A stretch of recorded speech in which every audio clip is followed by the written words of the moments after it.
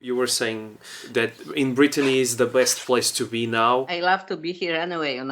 So it was my dream, but I was so busy last 2-3 years that if I came here, it was mostly for working because I'm editing here, for example. Yeah. So my dream was to come here and stay without some like heavy duties and enjoy. And now my dream became truth, but of course in the way which I didn't expect. We bought the house like 20 years ago or something like that. Yeah. And my daughter has the house next door. Oh, The okay. house is big, it's very comfortable. The view is nice, we have the garden. Yeah. Seaside is close, but we are not allowed to go to the beaches, unfortunately, because the authorities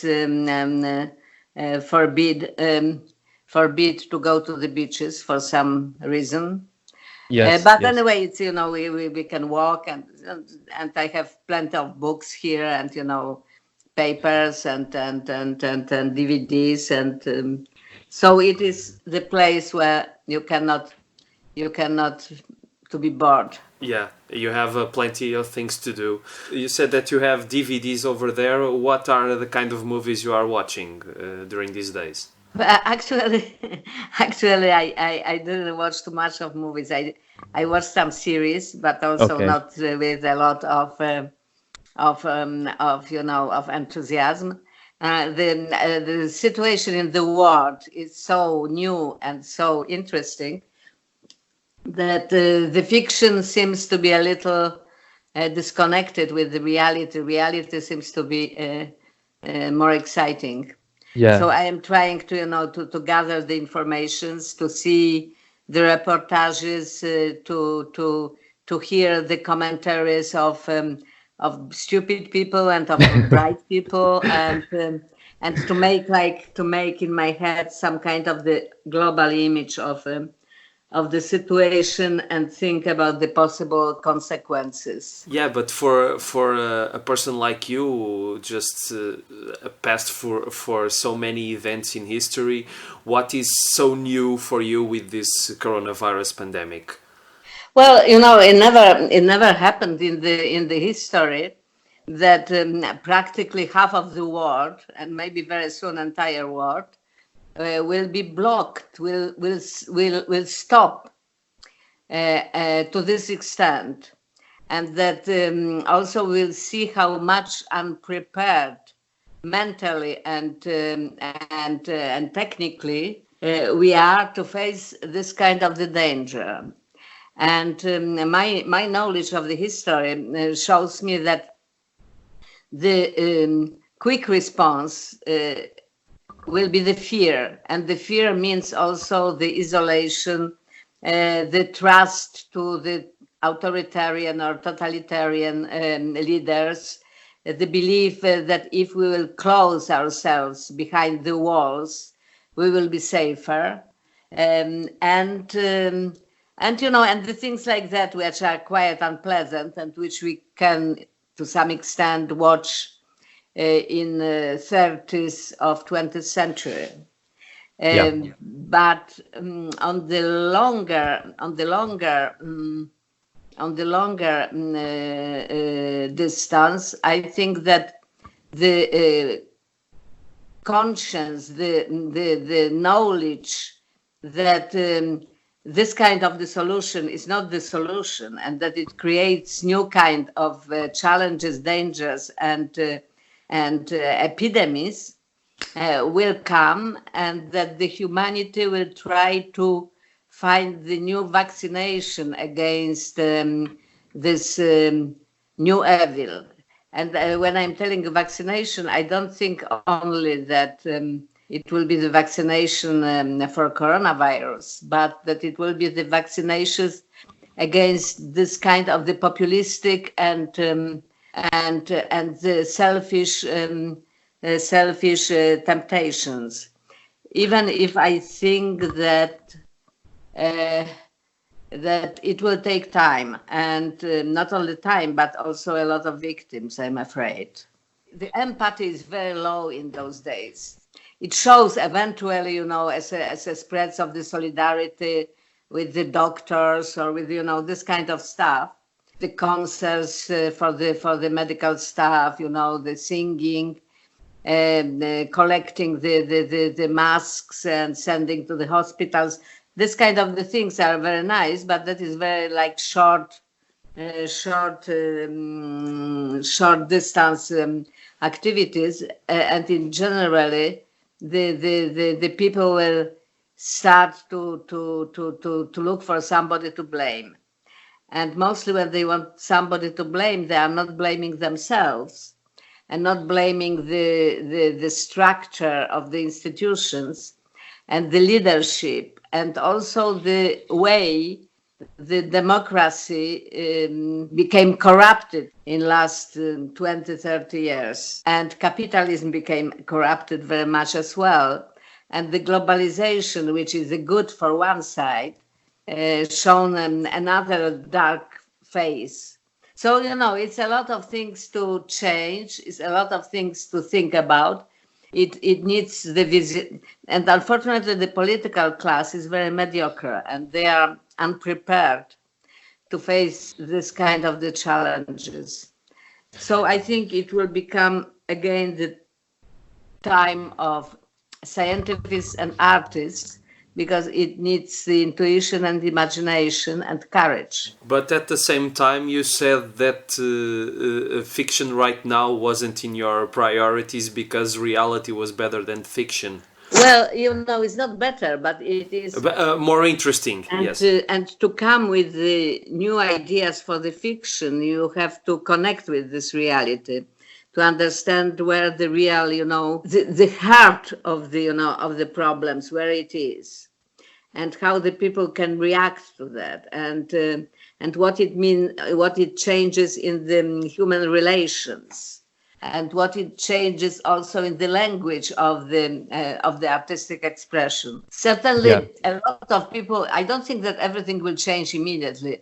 But I think this kind of the global experience and global event, and that is the first event of this kind, for example, for your generation, which was so far quite remote from the activities, and only activity. It was two kind of activities: political activities of the younger generation. It was some kind of neo-fascist movements on one side, and it was ecological movements on another side. Now it's pretty clear that this, and it came also, it was ecological movement, of course, was new and very, very important, but neo-fascist movement came from the fact that this generation didn't have their own experiences and new ideas. And now they have this experience. So I'm really curious to know how this younger generation will react to this. And what is really interesting also, it is that this epidemic is killing mostly older people, and somehow because of this the medical situation, some kind of the permission to let older people die became quite obvious. And in the same time, the people who are at power, for example, in America, in US, or in China, are the older people. So somehow, they feel, some kind of panic, I think. And this kind of panic can lead them into very rational reactions. And, and certainly it is the time for this young generation to come and take some responsibility for the future. Because it's quite obvious that the generation of the leaders of today, 50, 60, 70, 80 even years old, they are incapable to deal with those problems. But at the same time, do you think that the new generation will be capable of surpassing those incapable politicians that we have nowadays? Because I think in my generation I know many people of my age that are uninterested in politics, and I think that's a general situation in the entire world now. They are not, but now came the time when they have to be, because they cannot just delegate the responsibility and the governing to the older generation, because they just are proving their incapacity. It means, and you will have global crisis, which comes after, the epidemic will calm down. It will be only the first chapter of the disaster. Second chapter, it will be global economical crisis, and the total change of the economical system for some time at least. And in the same time, what's going on? It's proving the fragility of the system. How artificial it is, and how arbitrary it is, and how easy it is to shake down. So and your generation cannot anymore to believe that the parents or grandparents even will be able to create for you the space to live in the way your aspirations ask you to. Yes. So you will be forced, you will be forced to take the responsibility, even if you don't like to, even if you prefer to stay in virtual world, and even if you prefer to be quite passive. I hope that you're right. I sincerely hope that you will be right. You were talking about the need we have to look for a vaccine for the fear and for the populist insurrection now, but is there ever will be a vaccine? Because, like you said, this is like a repetition of what happened almost a century ago. This vaccination worked for a while, no? You have in Europe, you have the peace practically, except of the Yugoslavian war, for like 90 years. How long it is from? Something like almost 90 years. Yeah. So this vaccination and creation of the European Union and creation of some international institutions, but especially European Union, that is the effect of this vaccination. And now, for last 3, 4, 5 years, we are feeling from the refugee crisis that is evaporating, that this vaccination doesn't work anymore. It works still a bit in Germany, because Germany was the most concerned as the guilty part of the Nazi experience and Holocaust. But so we need some new vaccination, which will stay not forever, for sure, but which will help us maybe to make some step in advance, especially with the climatic changes. Because if we will not do don't find the solution for the climate crisis, we don't have the future.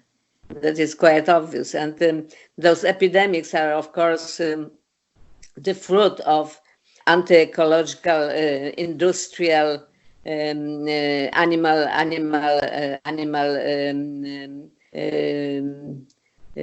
business, and a lot of other things. So biodegradation and so on. So if we will not find the way to deal with that in the constructive and efficient way, what we are having now is only some kind of a little paradise, in comparison what will gonna happen during the next epidemics, which will be 20 times more deadly than this one. That is like the alarm clock, what is going on now. And if we will not take some responsibility and some solutions, we are dead. We are over as a humanity. At least the big part of the humanity will not survive. That's not quite some happy thoughts to have at lunchtime, but you're absolutely right. Let me just ask you, just out of curiosity, if you ever went here to Portugal, or if you know anything about the country. I was only twice in Portugal, and quite a long time ago. So my knowledge of the country is quite limited. I felt very natural and very home in Portugal. It's also because the sound of the language, it's somehow similar to Polish language, because it has a lot of the so when I remember I was traveling by train from some place on the seaside where was some film festival to Lisbon, and I slept. I fell to sleep, and when I was waking up, I heard the conversation. It was very strange because I thought that it's Polish conversation, but that I don't understand anything. And Lisbon is a beautiful place. A lot of my friends actually moved to Portugal. They are living there. Okay. So it is the place where a lot of people feel very well and home. On another hand, I know the history a bit, the Rose Revolution, and after the long period of, of poverty, and I know a lot of Portuguese in Paris. For example, my guardian in Paris is Portuguese, and so mostly it was hardworking poor people who are collecting money to come back to Portugal and buy and construct the house or something. And as about the cinema, I'm watching. I didn't watch too much of Portuguese films, but and last year's it was the crisis, the financial crisis in the cinematography in Portugal. So, but of course I know Manuel de Oliveira, and I know some other names which I cannot remember exactly, but I was watching some. The most established Portuguese filmmakers' work. We have a lot of great films. It's nice to hear that you know about Manuel de Oliveira. He had an amazing career.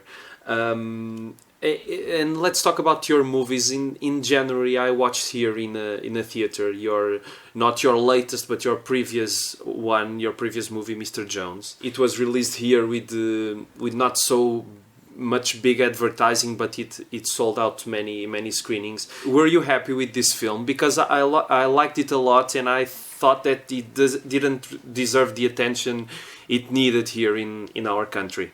Well, I actually I'm proud of this film, and I think it is important film for me, but not only for me. Unfortunately, it came probably a year or 2 years too early. Because when it went to other countries, it started to grow.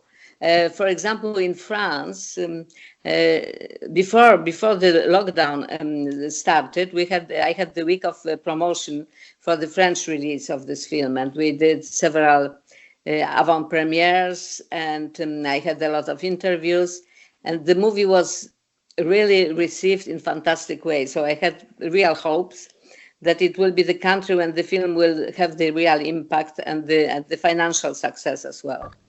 Unfortunately, 2 days before it's supposed to open in the theaters, the lockdown came and the theaters have been closed. So I don't know if it will be difficult to renew the publicity and everything, So I'm afraid it will go after, the period of the quarantine, maybe straight to VOD or only to few cinemas. And same will happen probably in US, because it's supposed to open on April 3, and the theaters are blocked as well. So this film doesn't have the luck, I will tell. It's a bit unlucky film. But in the same time, I think that for the people who watch it, actually, who've seen it, and who it becomes the real experience and something which force you to think about where we are and where we are going, and where are the real dangers, and also to what the real courage is, and so on. So I think, I'm sorry that the film didn't have like more spectacular career, but at the same time, I hope that on another medias it will find its audience. Yes, because nowadays with all the streaming services and VODs, like you said, many movies can have a second life in that circuit. And many people are talking about now, because of the quarantine, that the movie theater experience will be really damaged after all this epidemic ends. What are your thoughts on this? What do you think will happen to the movie theaters after this? Difficult to say, probably the first prevision are quite pessimistic. And there will be a lot of bankruptcies. Already AMC, one of the biggest chain in America and US, bankrupted a few days ago. Yes. And it will be the chain of bankruptcies, actually.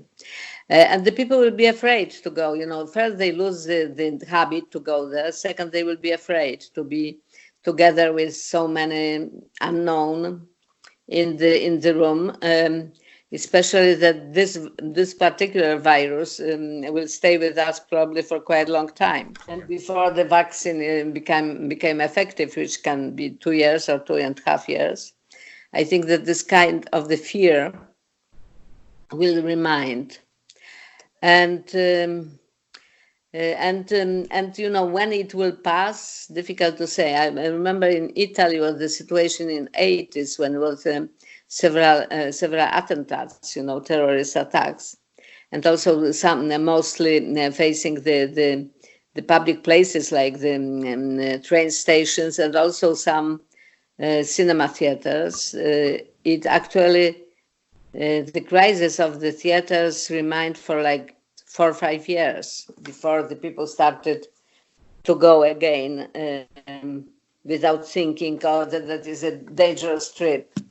And apart of that, for the younger generation, the distribution through streaming and VOD became more attractive than the theaters. In most of European countries, the age of people going to the cinema is not like 15, 20. It's mostly like 35, 50, 60. So the new habits probably will come. And what I'm furious about, and I was talking about, I was till last December, I was the head of European Film Academy. And my idea was always that we have to do something as Europe to create our own VOD platform, which will be our streaming platform, which will be mostly distributing and promoting the European content, but not only, but from which will be promoting something which is slightly different of the mainstream Hollywood content. And Europe never did it. We don't have our Netflix, we don't have our Macintosh, we don't have our Microsoft, we don't have our Google, we don't have our Facebook. Somehow, Europe became incredibly lazy. So I hope that maybe this crisis will generate the new intellectual and creative activity also on this level, to create the businesses which are European and at the same time which are speaking to European needs and European experiences. Yeah, because I think that with Netflix, for me, that's a problem. The lack of diversity of movies of many countries, and because here in Portugal we have I don't know how it is in how it was in your country, but I know that in France many of the movies are dubbed in French, and they have many French films that are big hits. And here we see mostly like 90% of the movies that are released are North American, and there's a slightly chance to have an European film or a film for a not such a big country in the film industry business to come out. And so I think that idea would be great, but why was the laziness? I don't understand why it is so difficult until now to make that idea of yours come true.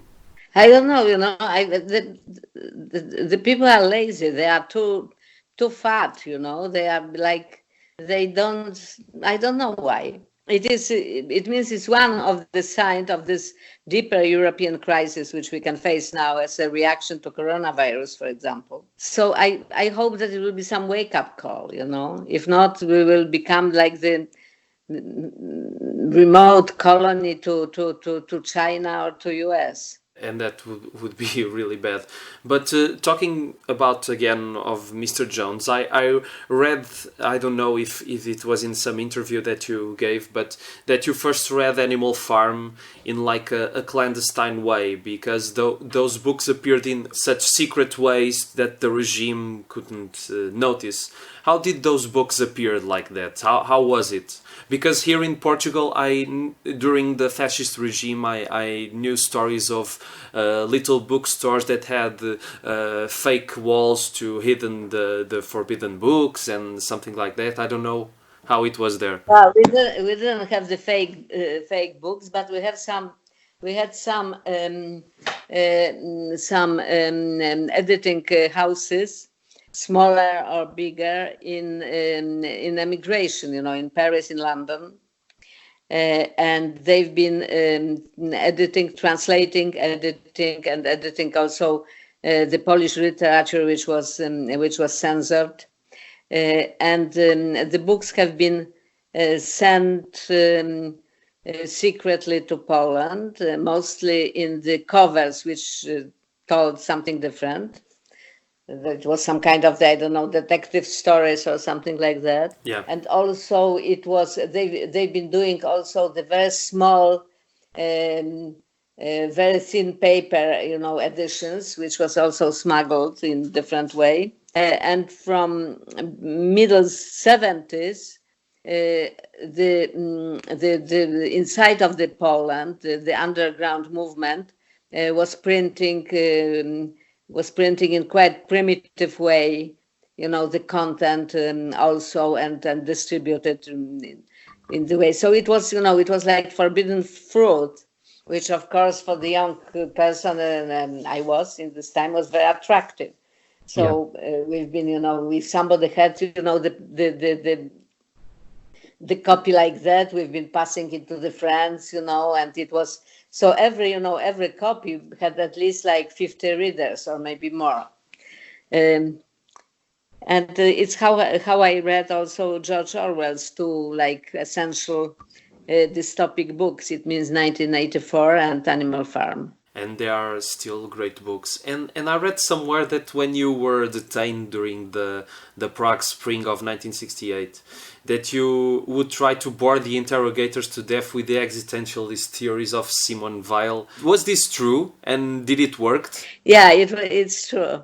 He wasn't bored actually. It was quite interesting relationship which was established between me and my interrogator.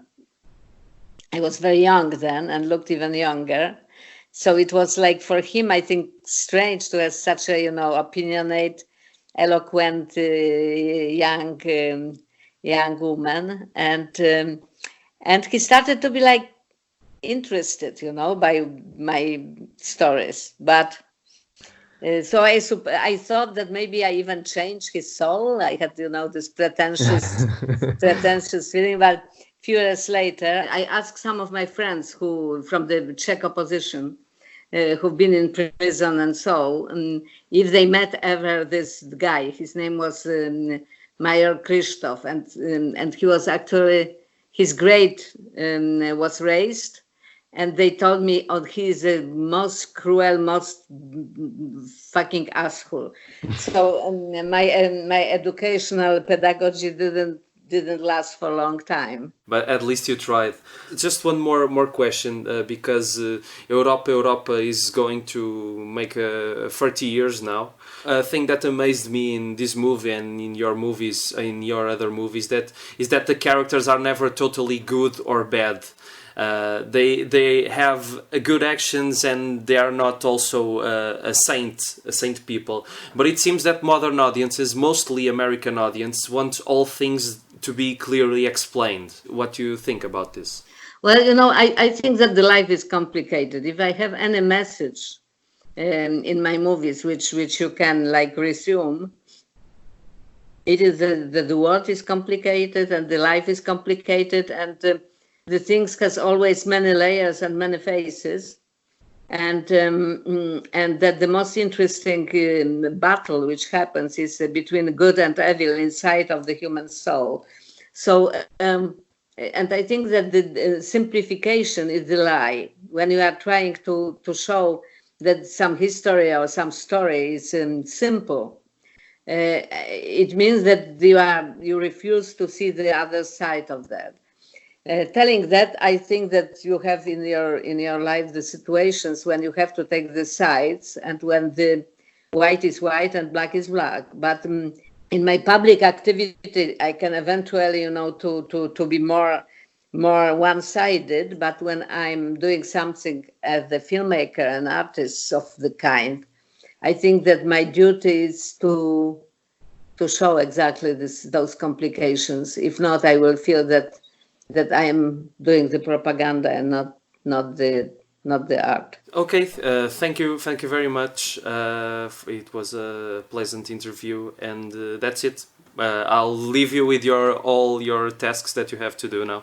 Thank you, Rui. Take care, and be well, and let's hope that the output of all of that will be not only interesting but also good.